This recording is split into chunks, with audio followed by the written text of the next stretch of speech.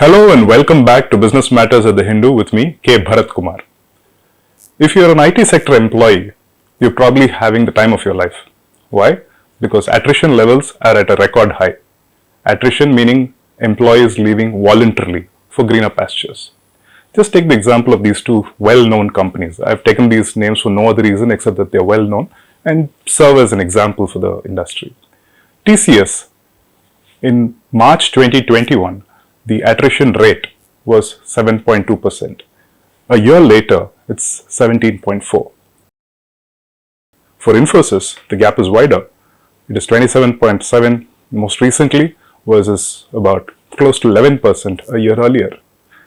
The last mentioned numbers, what it actually means is for every 100 employees, if a year earlier about 11 were walking out, the latest numbers show that now 28 are quitting the company. Why is this a problem? Three reasons. One, the culture of the company. The more the employees have a sense of belonging and stay for a longer period of time, the culture that the company wants to emanate across hierarchies is easier to flow down. Second, customer convenience. Once customers become comfortable with a certain set of employees, they tend to like to work with them over longer periods of time. So you can't have too much of churn in teams that work with customers. And three, and as important as the first two reasons, is the repository of knowledge that gets built up in the minds of employees which actually belongs to the company. So what is the cause of this high attrition? Typically when attrition increases, it clearly means that there's demand for skills in the marketplace. It's almost always a reflection of the demand for services from clients. The pandemic has clearly given an impetus to the technology services industry. Again, looking at the examples of Infosys and TCS for no particular reason except that they are well-known names. Infosys, when it announced its FY22 results in April this year, said it had delivered the highest annual growth that it had seen in a decade, thanks to broad-based performance. TCS, if you look at TCS's client additions, so they've got several categories of clients. If you look at the category that yields revenue, annual revenue of between $1 million and $5 million, FY19 saw TCS having about 1,008 clients in that category.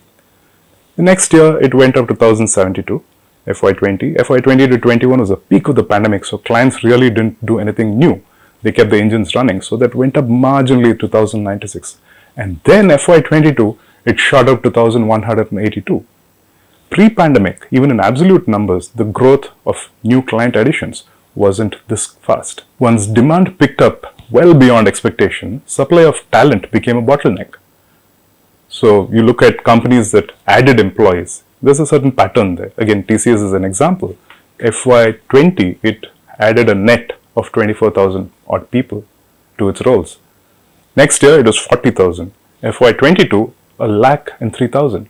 Imagine 1 lakh people added afresh to the headcount of a company.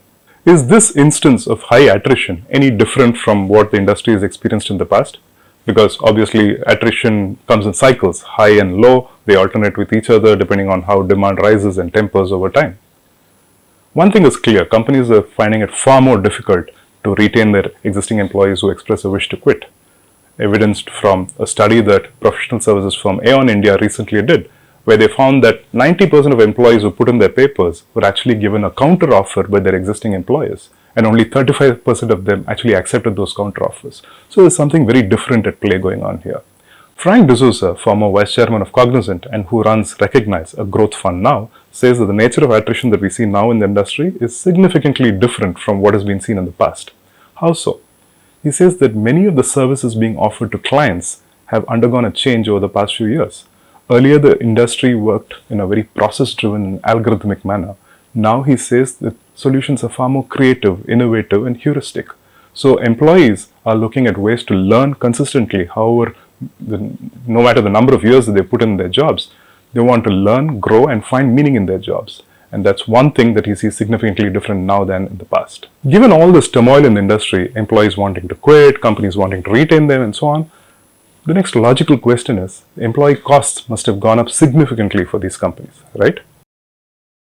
No. Counterintuitively, they seem to have done pretty well on this count. TCS, FY21, employee costs as a percentage of revenue was about 55%. FY22 was 56%. It's about the same range. Infosys, it was at 55%, it brought it down to 52%. More importantly, in the case of Infosys, revenue grew faster than employee costs, 21% to 15%. How have they managed this? Especially in the IT service industry, which is dependent so much on manpower. Manpower costs come to more than 50% of all costs. Because of this, IT services companies tend to have a very close eye, a watchful eye on manpower costs. So they seem to have tight control because any deviation would actually impact their margins. And that's how they've been able to manage this. And historically, IT companies have added a lot more at the bottom of the pyramid, and this is how it works. You have the first layer coming in fresh out of college, and that makes up the biggest of the mass of employees in the IT sector. So the more you add there, the more you train there, and then the more you're able to put them in front of clients, the lesser your costs. How long will this cycle of attrition last, the pain for the IT services industry? There is no direct answer to this. But let's look at a few numbers again. A recent report last month, it came out, looked at the top 4 IT firms, TCS, Infosys, Wipro and HCL. They added 2.2 lakh freshers in FY22.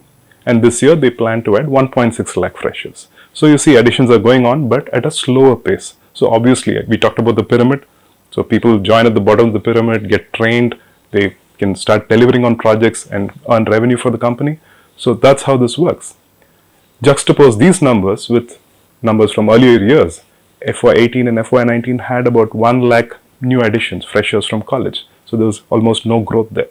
Interestingly enough, as we speak, the US economy seems to be in danger of going into a recession, which means economic activity would be muted enough to worry any Indian exporter, but especially Indian IT services, which exports a significant portion of its services to the Western nations.